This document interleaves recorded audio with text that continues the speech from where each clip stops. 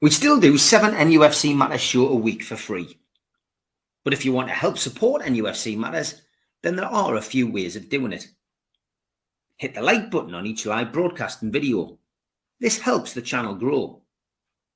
Hit the subscribe button and select the all notifications bell so you don't miss a single show. If you want to help us financially, then you can join the channel using this button with the membership starting at $1.99 a month.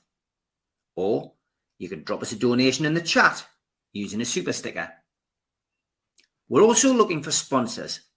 If you'd like your brand advertised on the flyers for the show and featured during the ad break, then email John at nufcmatters.com to arrange.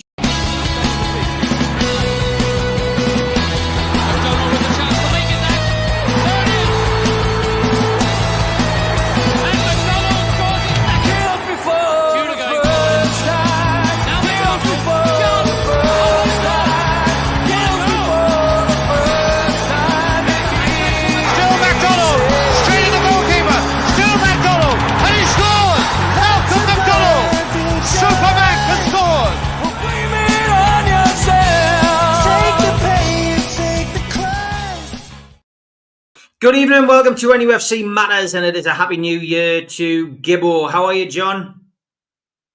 I'm good. I couldn't be better, mate, at the moment. None of us good, could we?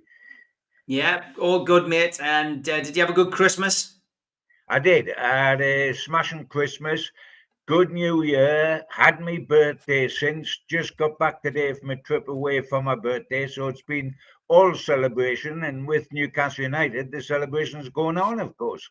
Yeah, happy birthday as well, belated happy birthday to you, John. Hope you had a great day. And yeah, straight back into it. I mean, you've mentioned the run of form. Let's start with the most recent game. That was the Carabao Cup semi-final, of course, down at Arsenal. I was down there myself. Wonderful trip down and a great game.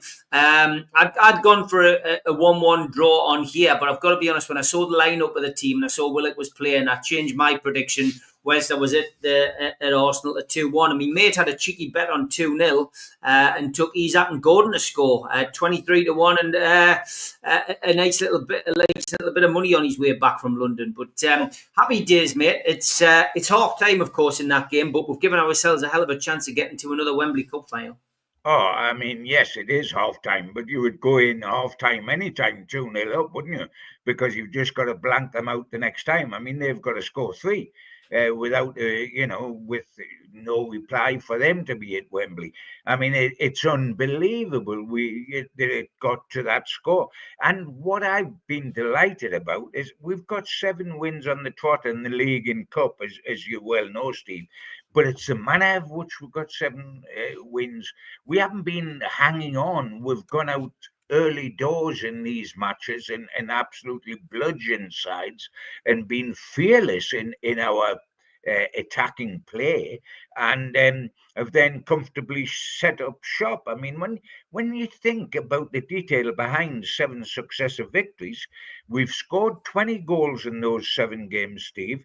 We've never scored less than 2 in a single game of those 7. We've only let in 2 goals in those 7 games. And in a 9-day period, we went away to 3 of the historically the top clubs in this country, Manchester United, Spurs and Arsenal, and didn't remain unbeaten. We beat them all, ending up with a 2-0 at the Emirates when we played without our number 1 goalkeeper, Nick Pope, without our number 1 central defender, Fabian Schär, and our skipper, Bruno. I mean, that is staggering. We were talking off air before this started. You're saying, can you remember a run like those 3 wins in your lifetime as a spectator? And mine going further back, even going, thinking of the entertainers times when we were thoroughly entertained and we got second in the Premier League. The run to be as startling as this is quite incredible, and it is wonderful, and it's to be enjoyed. And we ought to enjoy it. I mean, I've had a lot of Newcastle fans say to me, oh, but, is there a banana skin? We're almost scared, some of us, to actually enjoy it in case we jinx it or in case it all goes pear-shaped.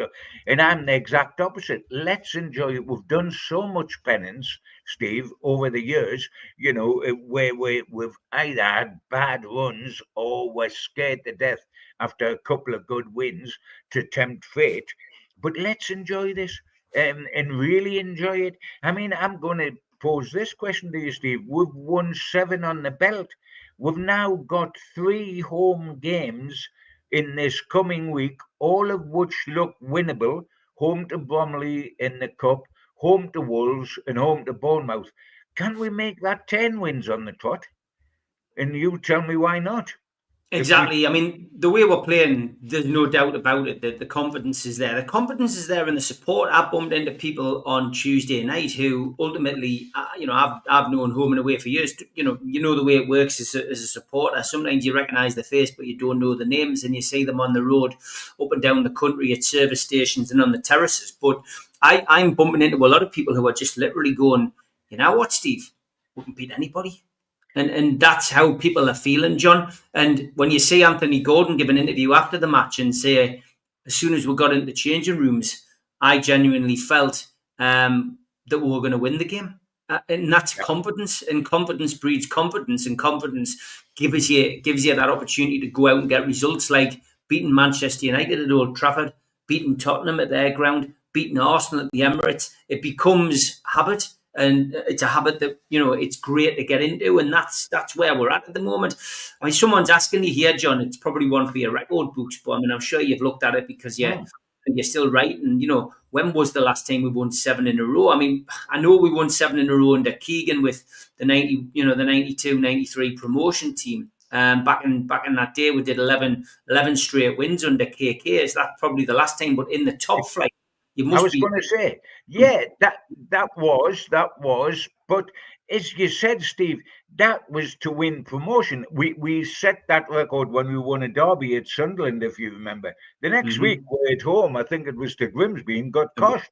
But Dobbin got the goal. aye, we were the donkeys and Dobbin got the goal. But that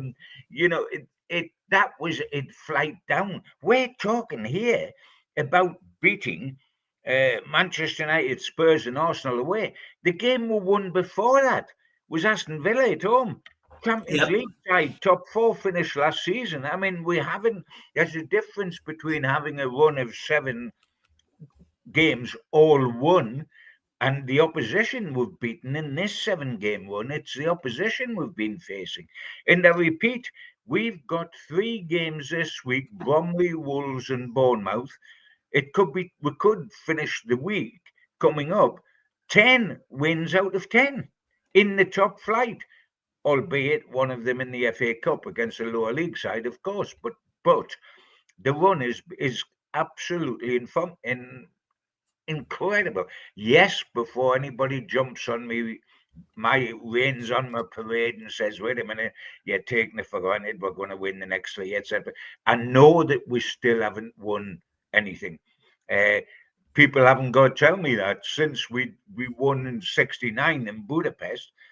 I, like you and others, have sat through 5 cup finals at Wembley and we've lost every one.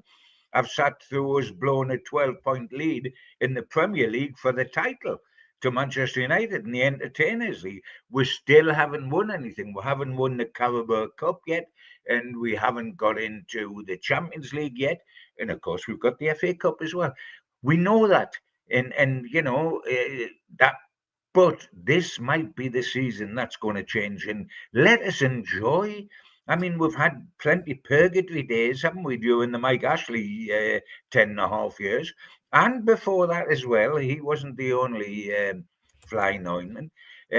So let us enjoy it, but let us also realise where we can go. And when you think of possessing a centre forward like Isak with 25 goals last season and all the goals he's got this season, in England, current England winger playing like Gordon's playing, and a midfield where you've got Bruno, Tonali, and Joe Linton, we're talking quality here.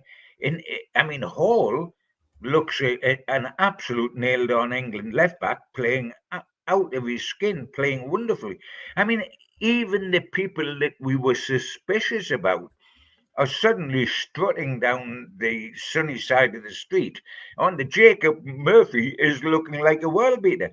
Dubrovka, playing in goal, 36-year-old in later this month, is done terrific. 2 goals let in the last 7 games. I mean, even the fringe players are beginning to look absolute nailed-on stars. And it's a wonderful time. Yes, the bubble can burst, but why should it?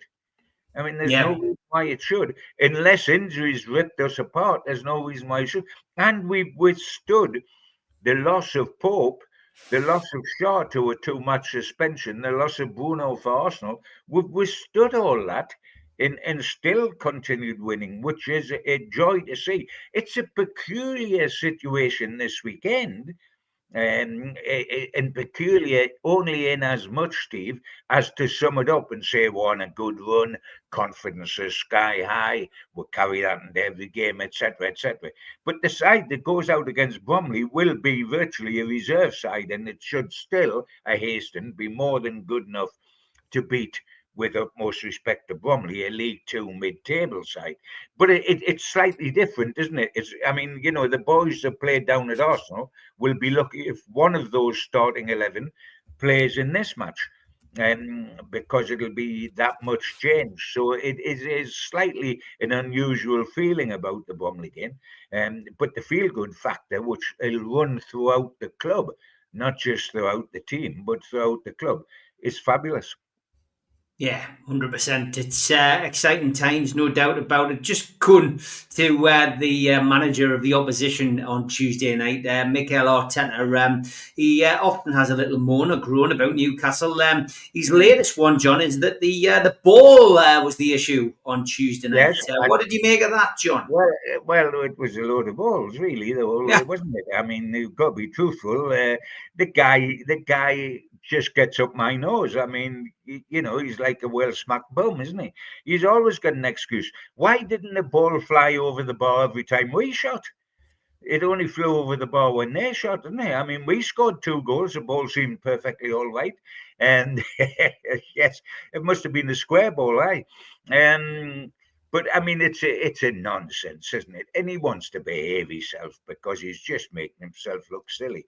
Um, but he doesn't like us. I mean, we did the double during this run. We did the double over Spurs home and away in the league.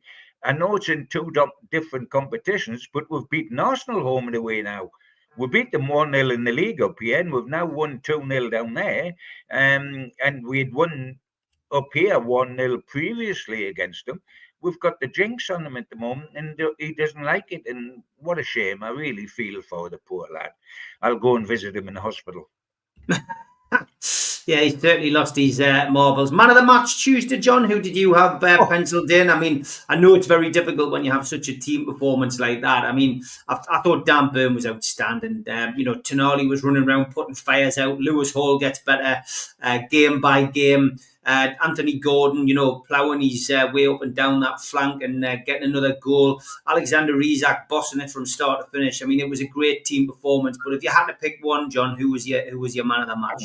It's difficult because you could name all those people you've named there. You could, if you said one of those was man of the match, nobody would complain because they were as good as that. And you could go on if you want to be ridiculous. You could go on and you could say, what about Jacob Murphy? And you could say, what about Martin Dubrovka?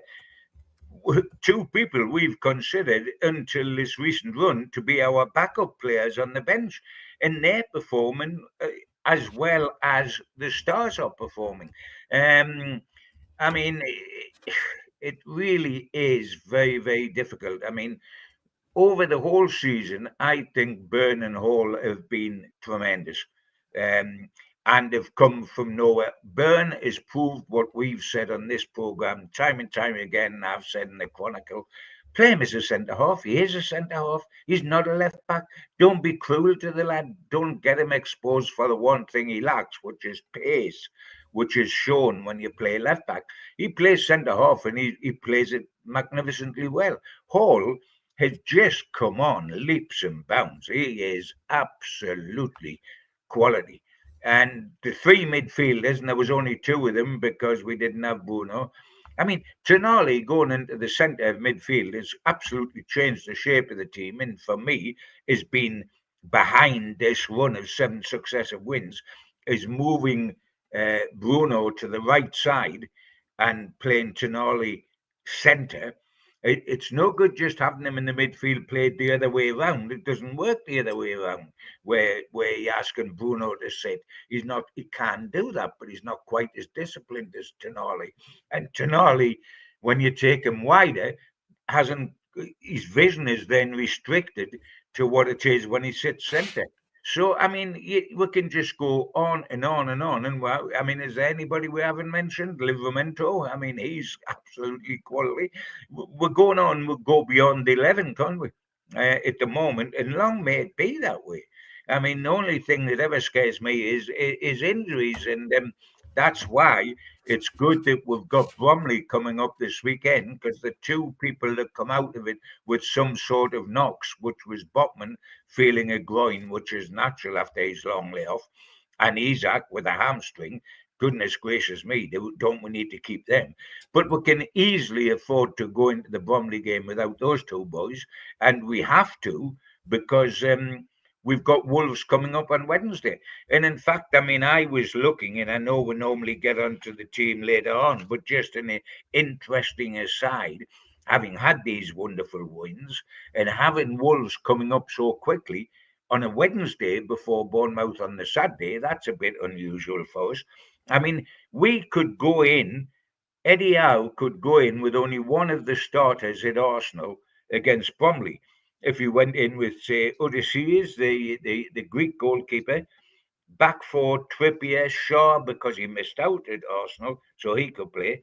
Kelly, Target, yes, maybe you don't want to, but Target, he should be. Bruno can play midfield because he missed out at Arsenal with Longstaff and Willock.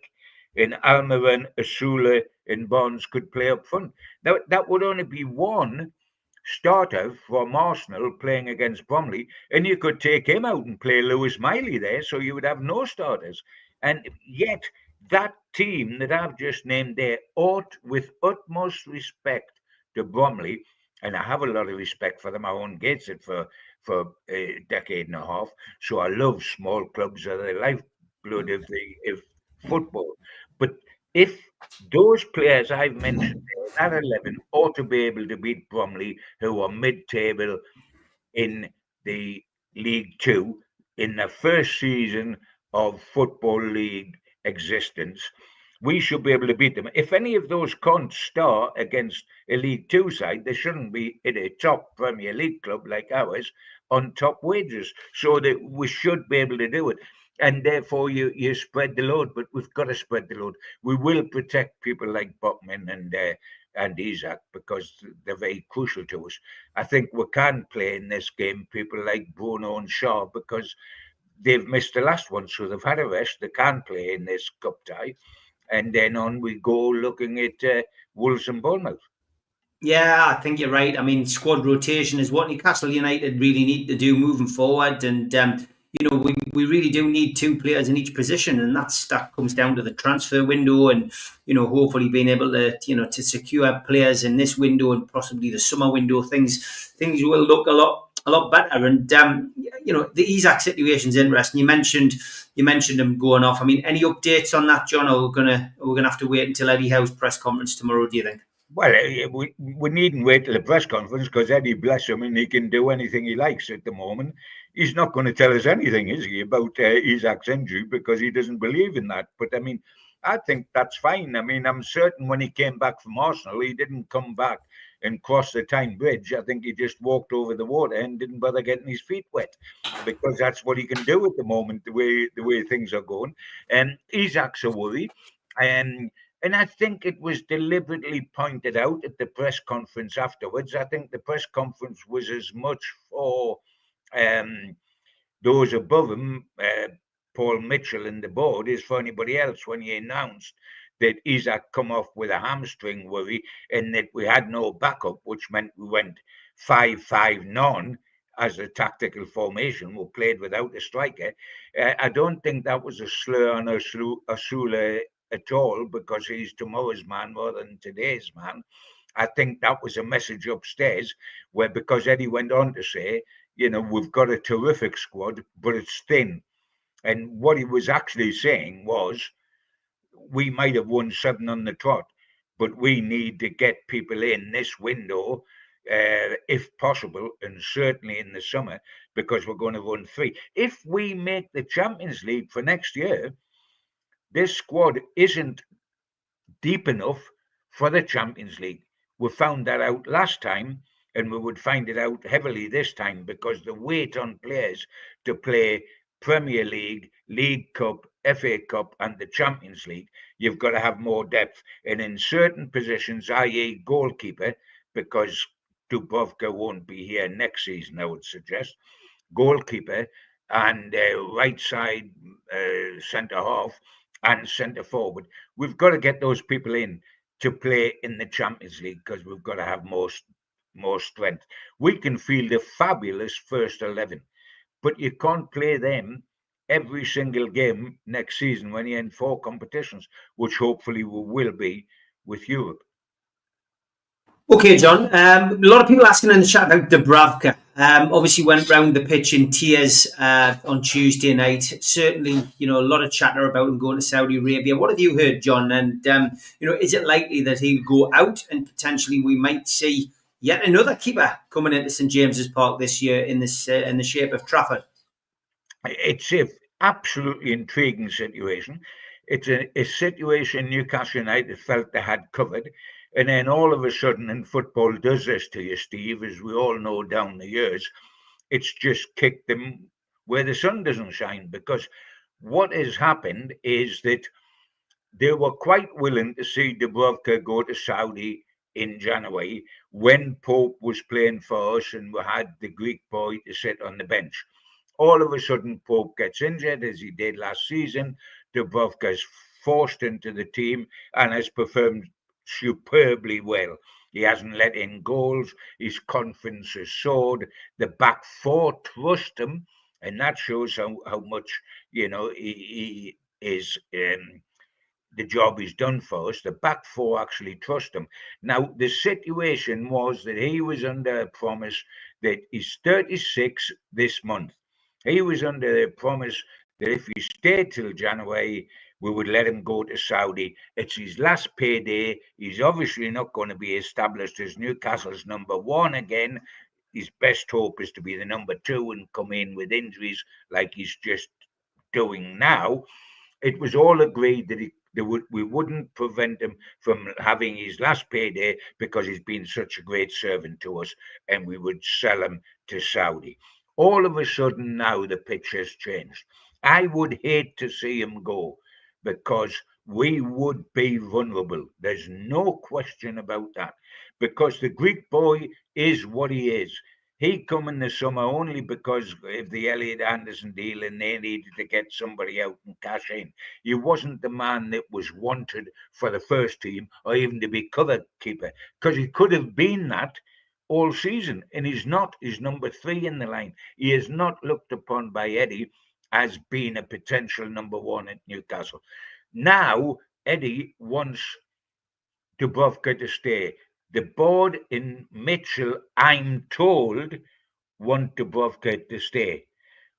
What's the complication? And by the way, let's get this right. We can force him to stay if we wish, because he's under contract. We can say, we're not selling you in January.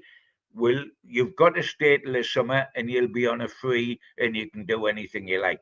But they don't want to do that to him, because they don't want a disgruntled keeper on their hands who's very upset because he feels he's been let down by the club and perhaps deprived of this big payday in Saudi, because they'll go and get somebody else. They'll not wait around forever. So there's this terrible, terrible situation. There's talk of offering him a new contract, which Eddie Howe has said that he would be happy to do. I believe that Dubrovka doesn't want a new contract, because he realises he adores Newcastle. It will always be the club of his heart because it's the big club he's had for a huge chunk of his career, but he realises that's coming to an end. He doesn't want to sit as number two, sitting on the bench for the rest of his career, never playing. So he doesn't want a new contract. Can we keep him and satisfy him and give him perhaps some financial reward at the end of the season for this extra 6 months to be our cover? That is the sort of thing they're talking to him about now.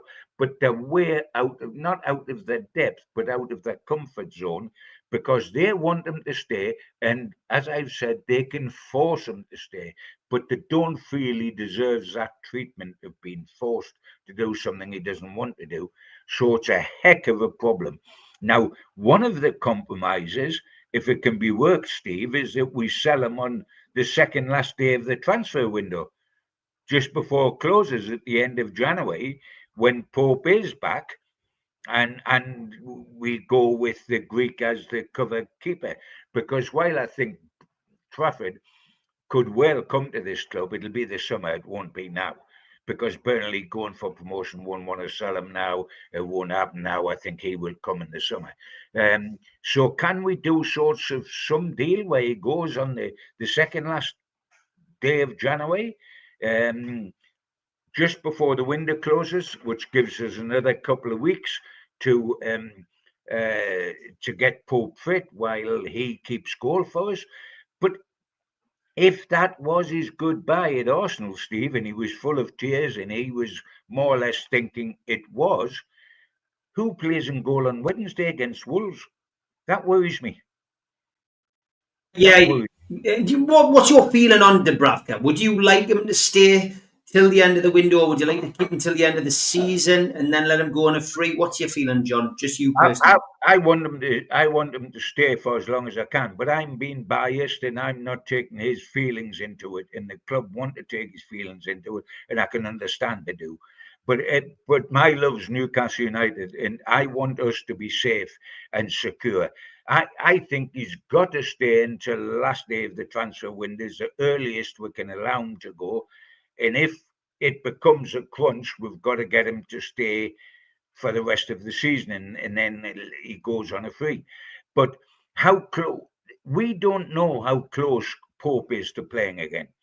We don't know. We know he's on the grass, he's training, etc. Could he play on Wednesday without any risk? And again, 3-4 days later against Bournemouth.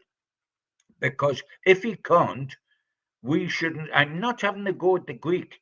I haven't seen enough of him to say. All I know is that on the plus side, he's Greece's number one goalkeeper internationally. On the minus side, he wasn't good enough for Nottingham Forest last season when they were fighting relegation.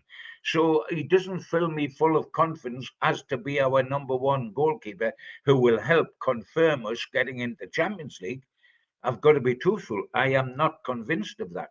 So I would try desperately to make Dubrovka see that he's really got to stay and talk to the Saudi club that he stays until the second last day of the transfer window and then goes to them, by which time Pope's ready. But from never to play again for Newcastle from today onwards, we can get through with the Greek or whoever playing against Bromley. But I don't know that I want to play against Wolves and Bournemouth with our third choice keeper, now our number one keeper. And that's with all respect to the boy, all respect to him. Now, I haven't seen him enough to have an opinion. But I know that Newcastle's opinion isn't high.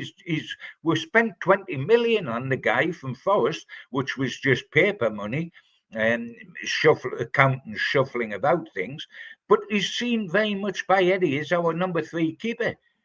And, are we going to go for Champions League qualification with the number three keeper in the side? I hope not. I mean, last time we got to the Carabao Cup final, it was problems with goalkeepers that got us in the position we did in the cup final. It unsettled the team. The back four, weren't used to playing. Obviously, we had to play a keeper in the final who hadn't played. I mean, crazy, really, when you think about it. And we don't want to get into that situation. And I'll go with what Paul Charlton says in the chat about Dubravka. Dubravka was terrible last season when he came in. He was awful. Yes, he was. Newcastle United as well were scoring goals, but they were conceding goals. Maybe it was the way the team was set up. Who knows? I think the one thing that differentiates Dubravka and Pope is that his distribution with his feet is better. I don't think there's much more difference other than that. I think we need a better keeper, full stop. Some people don't want Trafford. I think Trafford's young. He's got to gain the experience, but he is part of that England setup that Anthony Gordon won the Euros with that year. He's up and coming. He's been playing in a team, Burnley, which obviously suffered a relegation, and then he's in the Championship. But it's a keeper with promise who Eddie Howe could develop. We've seen what he's done with other players. He's developed other players, and I think he could develop the goalkeeper, get him fit, and have the people work with him at the club. But the main thing about teams that go on to win things is they have a strong goalkeeper. They have the spine of the team has to be right. Strong goalkeeper, strong centre half, strong centre midfield, strong centre forwards. That's what we need. And it'll never change. You can change formations, you can change anything in football, but your spine of your team has to be good. And if they get injured, you have to have somebody equally as good who can come in and replace them. And that's the key, really. But halfway through the show, as we knew, with John coming back from his sabbatical, we'd have plenty to talk about. And it's all positive and nothing negative, which is great. We'll have a quick ad break. We'll be back after this. A big thanks to all our sponsors. Skips and Bins. Say hello to low-cost waste disposal with pay-as-you-go and contract waste management. Contact them at their website, skipsandbins.com, or email www.skipsandbins.com/contact. Big thanks to Mr. Vicky's Sauces, handmade in Cumbria. You can find them at mrvickys.co.uk. Email them info@mrvickys.co.uk. Telephone 01768 210 102.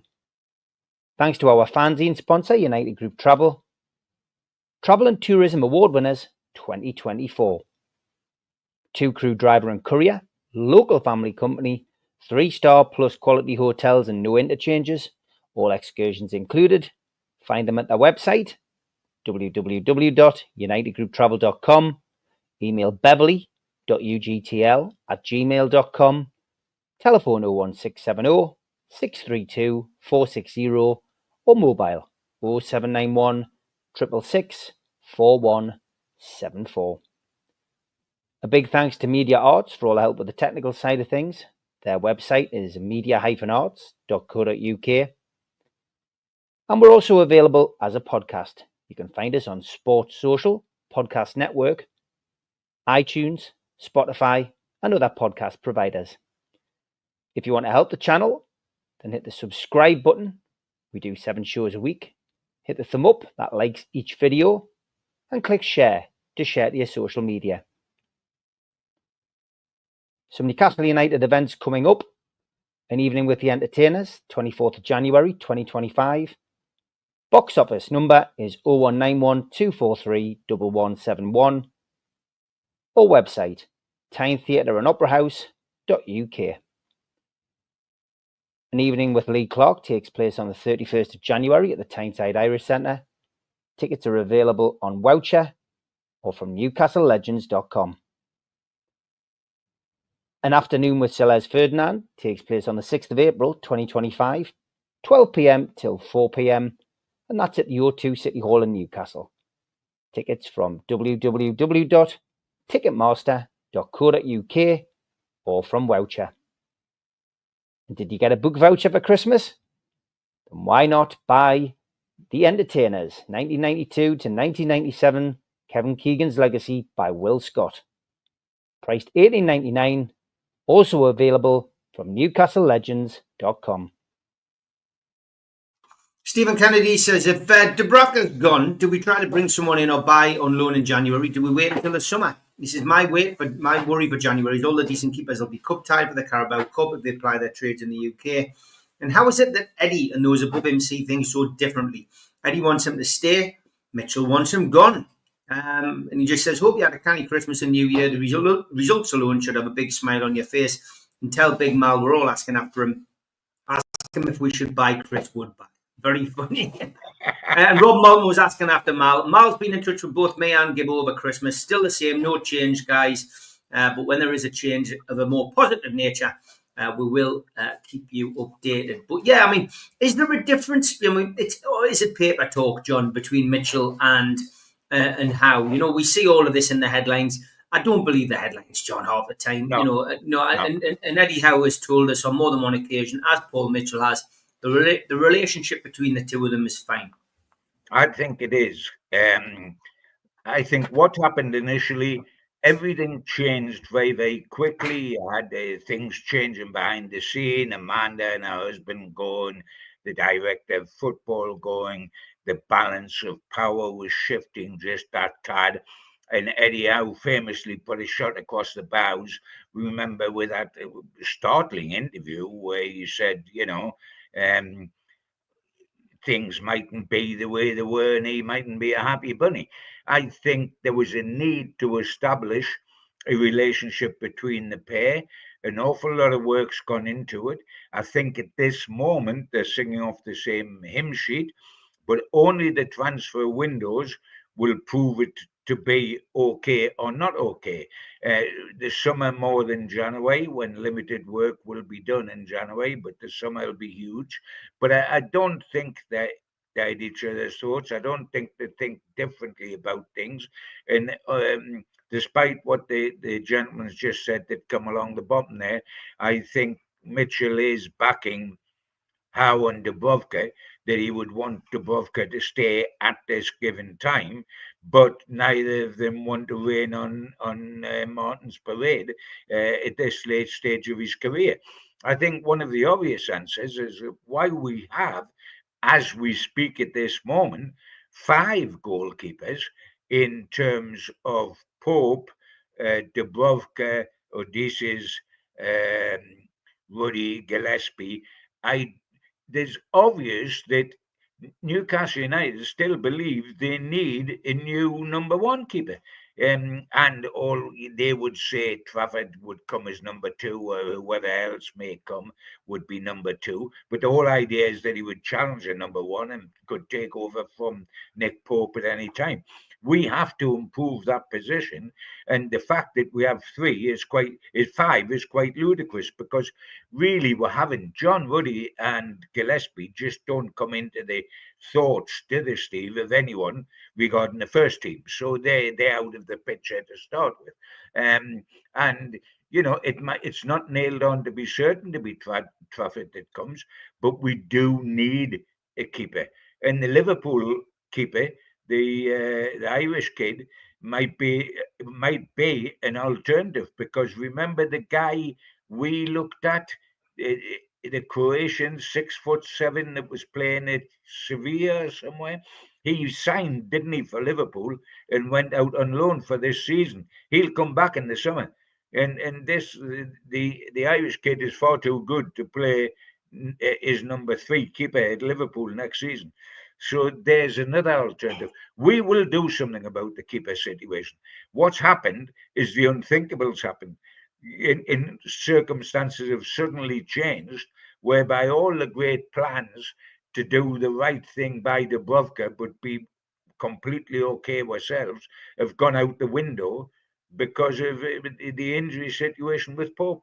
And it's the only fly there is in the ointment at the moment is, after 7 wins on the bounce, so we're going to be left vulnerable for our keeper. I'm not talking about Bromley. I'm talking about after Bromley.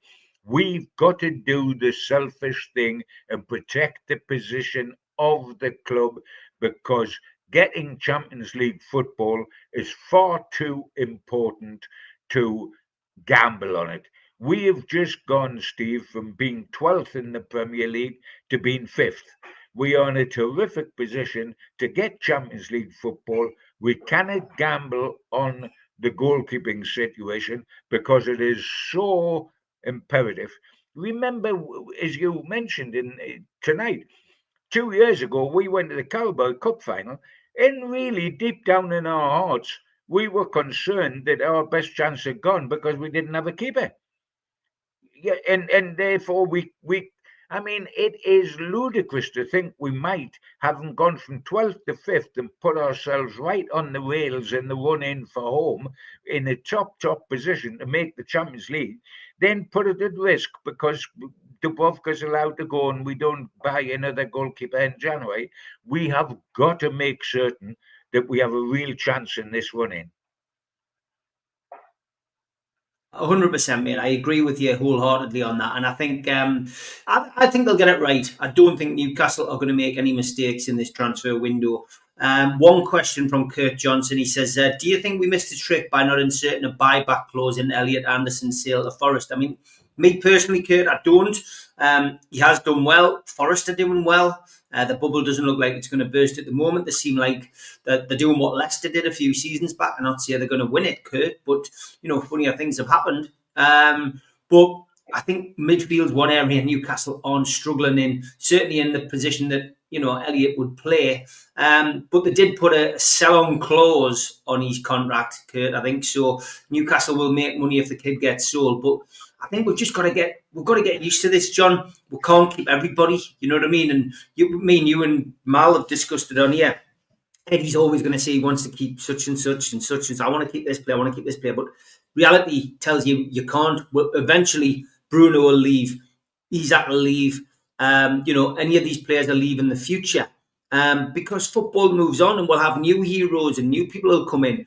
But at the moment, we're trying to build a team around, Tonali, Bruno, Isak. That's the difference with the Saudis compared to, say, John Hall and Freddie Shepherd, who did a great job back in the 90s, but then eventually just, weren't able to compete against people. The Saudis have got the money, and once the rules are fair and on a level playing field, Newcastle will be able to do what Newcastle should have been able to do when they took over. But I'm positive, John, and I'm not worried about Elliot Anderson. Good luck to the kid. Good luck to him. We'll see more sales like that, unfortunately, and we'll win some and we'll lose some. Yeah, I think that's absolutely true, and it is sad. And I mean, I knew Jeff Allen, his granddad, and I knew of the potential of the kid, and I was very, very sad to see him go, and I think he will be a good player. You're right about the fact that it midfield is strong for us, and we've got to put up with losing players we don't want. But I'd rather be talking about losing Minter or Elliot Anderson or Dubrovka at the wrong time of the year or whatever than be sitting here talking about in January we're going to lose Gordon or we're going to lose Isak or we're going to lose Bruno, because we're not going to lose those in January because they're more than happy at the moment. We are going, the sort of sides that we've talked about. I mean, this is what I find insulting to Newcastle. The southern press and the national press have an audacity to write that people like Isak and Gordon and Bruno have to go to a big club to reach their potential. We're a big club in my eyes. We have got to, and I know that if you think in terms of winning trophies, we have not been a big club recently, but we've been a sleeping giant for so long, it's untrue. And we're ready not to be. In this club, with the crowds they get and the fanatical support they get, and if we make the Champions League again and we make the Carabao Cup final, and for goodness sake, we'll have to have an almighty fall equivalent to when we blew 12 points for the Premier League title, not to get at least to Wembley this year because we're 2-0 up with only the second half of the tie to play. We can provide enough for people like Isak and Gordon and Bruno and Tonali to see their future as being Newcastle United. They don't have to move. I mean, they say move to a big club. Well, is Manchester United a big club? Is Spurs a big club? Is Arsenal a big club? We've just beaten all of them away from home. Exactly, yeah, and I tell you what, that's going to happen more and more often. Newcastle are certainly arriving on the big stage, and it's it is a positive thing. The show this week has been positive from the fans forum. All the way through, everyone's been very positive on you, and you can see why, because confidence does breed that kind of feeling, and it's great. It's great. Darren asks a question. Lots of people talking about the new retro strip that's come out, John. Of course, it's the infamous Grandad collar one from Adidas, the one that the entertainers wore, and he basically says, "Are fans being priced out as strips? I mean, £90 for a retro top." The bottom line is, John, if you've got the money, you'll pay it. If you haven't got the money, you can't afford it. Then that's just the way it is. But I think it's not uncommon. This, every team does it, and Adidas are essentially one of our main sponsors, and the money, whether you like it or not, is coming back into the club. And I guess if you've got it, you'll pay it. If you haven't got it, it's unfortunate, isn't it? It's just the way of the world now. I'm afraid that's true. We would like so much for fans to be considered more. We think that they aren't, and some of these ridiculous kickoff times, taking it to when matches are, away from home at 8 o'clock at night, at 12:30 in London. How do you get there? Or how do you get home after the Arsenal match, etc.? Fans on top of the list anymore. But of course, if we do the morally correct thing, and other clubs rake in money because they don't do the morally correct in quotes, then we are going to get left behind. And of course, we're well left behind financially at the moment, playing catch up after the Ashley era, where all the sponsorship deals were low key ones, where revenue we're getting in is nowhere near. We're suffering now because of that, and that's why financial fair play is hitting us more than it's hitting Chelsea or anyone else of that nature. So we've got to get our money in somewhere. And it is, I've got a lot of sympathy for fans on being priced out of things, a heck of a lot of sympathy. But the awful question is, in these days where we're obsessed by money, is that if the club do not make money, then we do not have the leverage we want in the transfer market. Yeah, Kurt, I'll just answer your question, Kurt. Do I have the same attitude towards losing a player like Lewis Miley? Look, Lewis Miley showed huge potential when he broke into the first team, Kurt. 100%. He's he's an exceptional player, and was a boy in a man's team, really, in essence, when we had all those injuries. I'd love to see him develop. I'd love to see him have the opportunity. Hopefully, we'll get a chance to see him perform on Sunday in the FA Cup and see how different he is to the player we saw before he got injured. But if the money came in for Lewis Miley and, he's a homegrown player, you've got to remember that under the current rules, we would triple our money on selling somebody like Lewis Miley. So it's a football decision, of course, in our minds as football supporters, you want to see him stay. But as a business decision to sell Lewis Miley, if we had enough players in that position, it would have to be considered, wouldn't it? Would I want to sell him? I would want what Eddie Howe and what Mitchell think is right, because at the moment we have to put our faith and our trust in both of those lads. But of course, you've got to ask the question: is Lewis Miley happy sitting on the bench? He's had a taste of it now, and not just a taste of it, not 2 or 3 games, and doing what Joe Allen did, which was have a few games in the black and white shirt, but then have to move on to make a career. Lewis has played a lot of games in the Premier League, League Cup, FA Cup. He's got that experience. He'll want a taste of it again. How long is he going to sit on the bench? He might want to move. Not everybody is happy to sit on the bench. I can think of 1 or 2 players in Newcastle's history who stayed and sat on the bench for such a long time. Steve Harper, prime example, testimonial out of it. But only played, 200 appearances in all that time. It depends what your ambition is. But yeah, Miley, of course, at the moment, I wouldn't want to see him move. We've already lost Anderson, but I get your point, Kurt. I hope I've answered that for you anyway. Have we got any other questions? Yeah, I'll ask this one as well. Look, we're going to hear about it sooner rather than later, John. I do think there'll be an announcement about the stadium, soon. Obviously, the fans' feasibility study was brought out. We know that the fans advisory board would be in discussions with the club.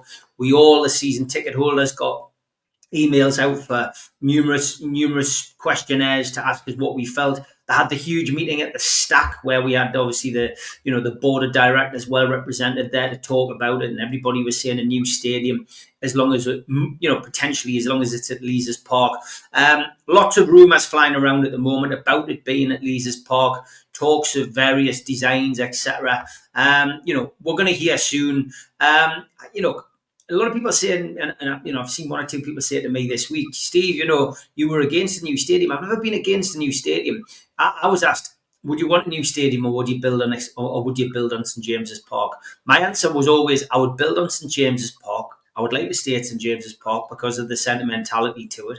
I would extend it to St James's, but financially, if it's not viable and it makes more sense building a new stadium, and they're going to build it on Leazes Park, you know what?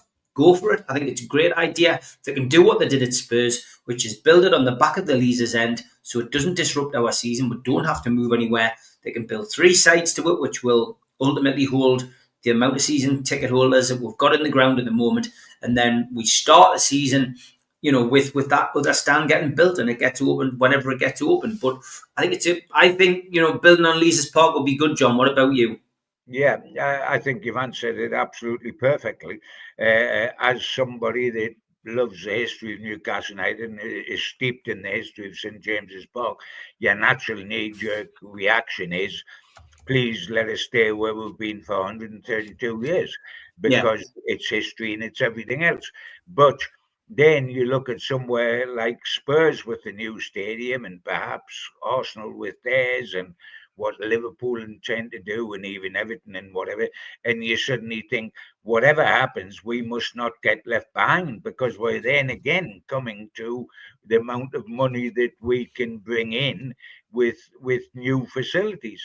And the ideal, if we have to have a new stadium, having it right next door to where we are is the perfect solution. So if we have to go down that road, so be it.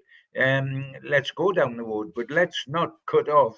I mean, my heart tells me where you've been for 132 years, and you're in the city centre, etc., etc. If you have any sort of romance in your soul, you want to stick with that.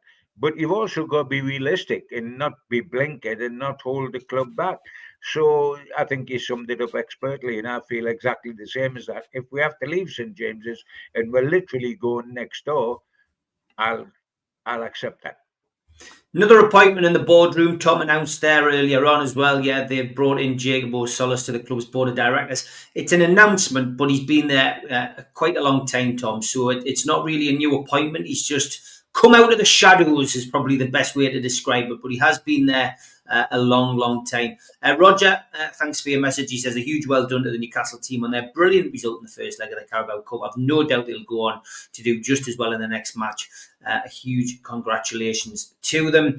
And Blue Rhythm Boy talking transfers again. He says, would you still want a right winger to replace Murphy when he's in this form? I still think we need one, John, but what a run of form that Murphy's had since he came back into the team. An admirable amount of assists. And I've talked about it as a Miggy Almiron kind of run, because Miggy went through one of these a couple of seasons ago, didn't he, mate? He went through one in about 5 seasons. That was Miggy's trouble. The average needed to be a bit better than Miggy's average was. I'm delighted for Jacob, a Newcastle fan from being a kid through his mum, has a great heart, will track back as well as going forward. He'll track back. That's something Harvey Barnes isn't great at. He goes forward, but not backwards. Murphy goes both ways. The simple answer is because Murphy has had a wonderful run of form, doesn't mean that we don't need another outside right if we're going to be a Champions League side. What it does confirm is that Almiron can be sold double quick, because we'll have Murphy and another, either if not in January, certainly in the summer, and we need that. Because Dubrovka is played well recently, and we've only let 2 goals in 7, doesn't mean we don't need another goalkeeper. Because Murphy has done well doesn't mean we don't need an outside right. It means we've been given a bit more space and a bit more time to look at the problem, and that's wonderful, because I don't like playing Gordon outside right or Gordon centre forward because he is such a wonderful outside left, and I want him to play to his strengths. And Jacob Murphy has done a terrific job in helping Eddie get out of that predicament. And people like Jacob Murphy and Dan Burn, who have been lifelong Newcastle United fans, have done so well. They've given us an extra dimension, and they are often overlooked because we have the blue chip players who take all the headlines, like Isaac, Gordon, Tonali, Bruno, and Joe Linton to a certain extent. But these other guys are terrific. And yes, we still need to buy an outside right because Murphy can compete with him. But there's always injuries, isn't there, Steve? There's always injuries. We've noticed that with Pope.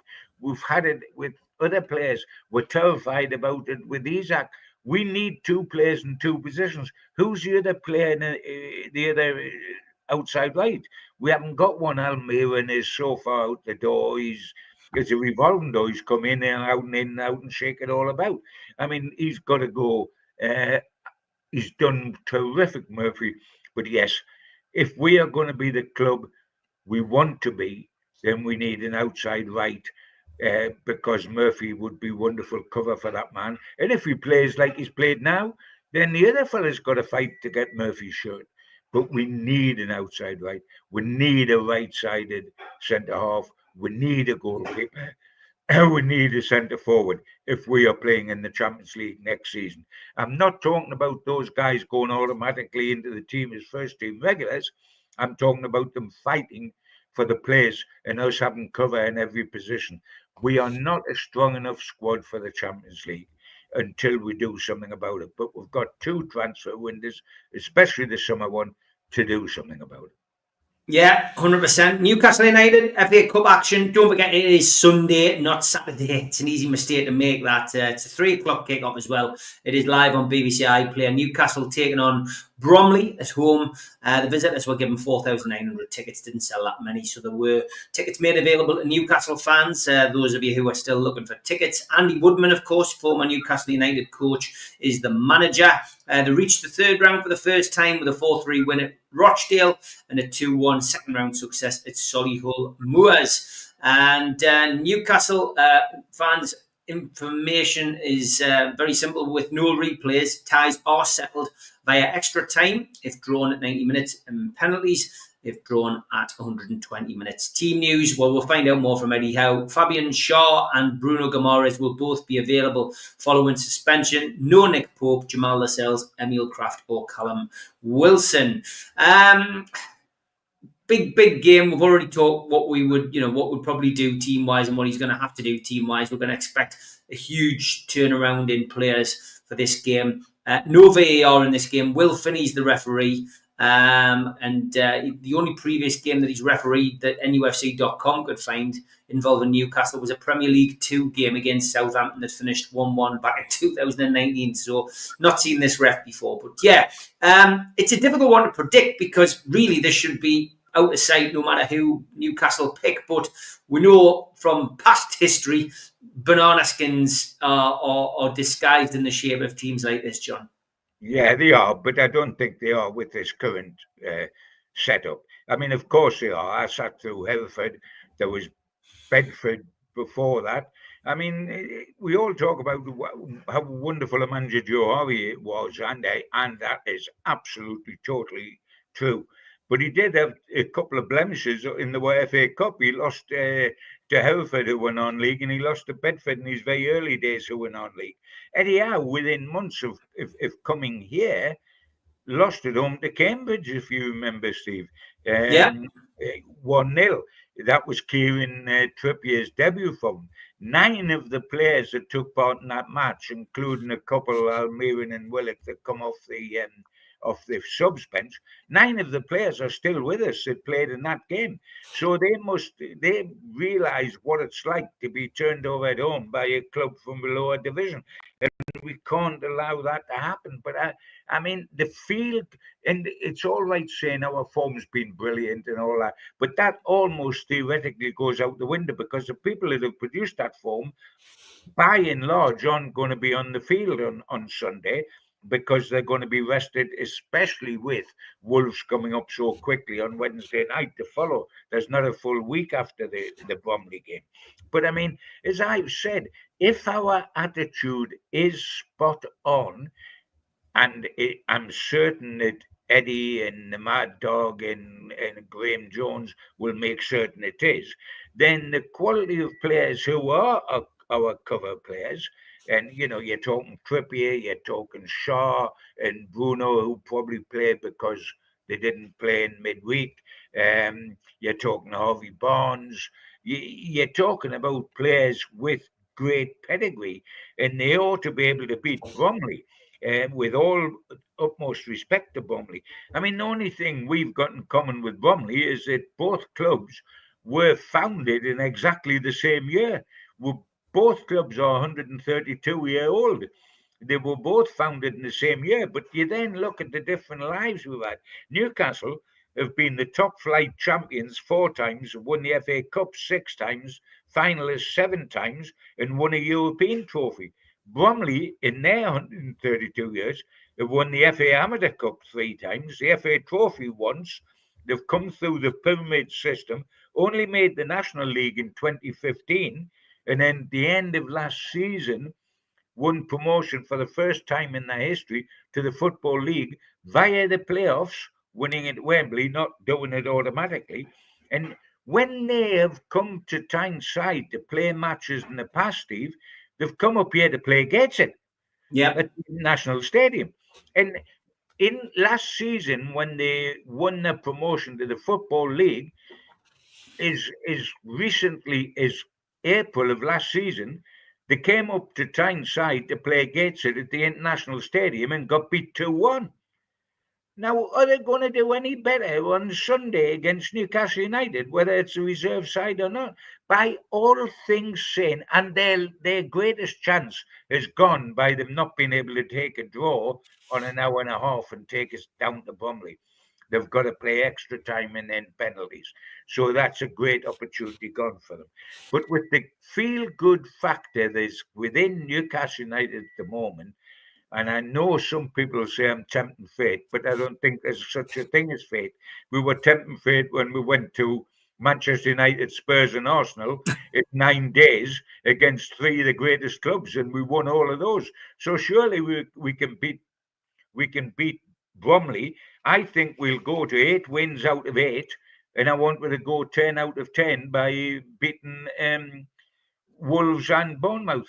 I think even with the side he puts out, bearing in mind that all the big hitters will still be on the bench, Gordon and Isaac and all these guys in case they were needed, I can only see one result, Stephen. I think it'll be a comprehensive Newcastle victory. Fantastic stuff. Great to have Gibbo's show back. It's always a big miss when he's not here. And we will be back again next Thursday. And we will, as always, pass on your best to Malcolm. How are the lads? John, see you next week. Take care. Keep the faith, boys.